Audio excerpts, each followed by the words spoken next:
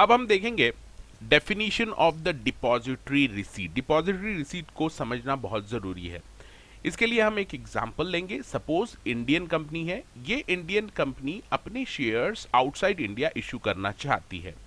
तो ऐसे केस में जो प्रोसीजर है, ये इंडियन कंपनी सबसे पहले अपने शेयर्स जो हैं वो इशू करेगी custodian bank in India. Custodian bank को इशू करेगी इन रुपीज, रुपीज टर्म में इशू होंगे।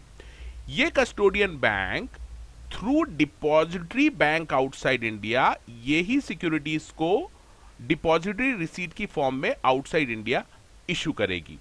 और ये जो डिपॉजिटरी रिसीट रहेगी, ये इंडियन कंपनी की रहेगी जो आउटसाइड इंडिया इशू की गई है।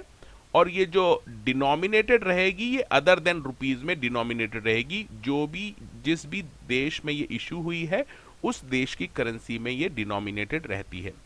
फॉर एग्जाम्पल, अगर ये अमेरिका में इशू हुई है डिपॉजिटरी रिसीट, तो ये डॉलर में ट्रेडिंग होगी इसकी, और इसको कहा जाएगा अमेरिकन डिपॉजिटरी रिसीट।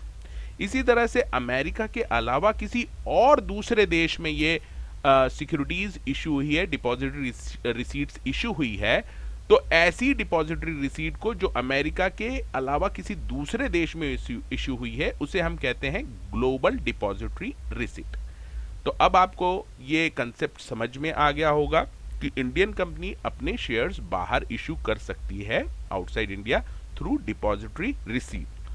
अब अगर एग्जाम में ये क्वेश्चन आ जाता है, तो आपको पहले तो ये एक्सप्लेन करना है और साथ ही साथ इसकी डेफिनेशन ऐसी लिखनी है। Depository receipt means a negotiable security. Negotiable का मतलब होता है ये एक से दूसरे को ट्रांसफर की जा सकती है। So it's a negotiable security issued outside India by a depository bank on behalf of a Indian company, which is represented the rupee denominated equity shares of the company which are held by the custodian bank in India.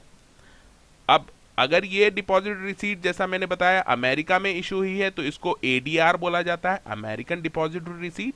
या America के अलावा किसी दूसरे देश में issue हुई है, तो इसको बोला जाता है ग्लोबल डिपॉजिटरी रिसीट। ये जो भी डिपॉजिटरी रिसीट आप इशू करते हैं बाहर, ये स्टॉक एक्सचेंज में इनकी ट्रेडिंग होती है। So depository receipts are traded on stock exchange like US के stock exchange, Singapore, Luxembourg etcetera.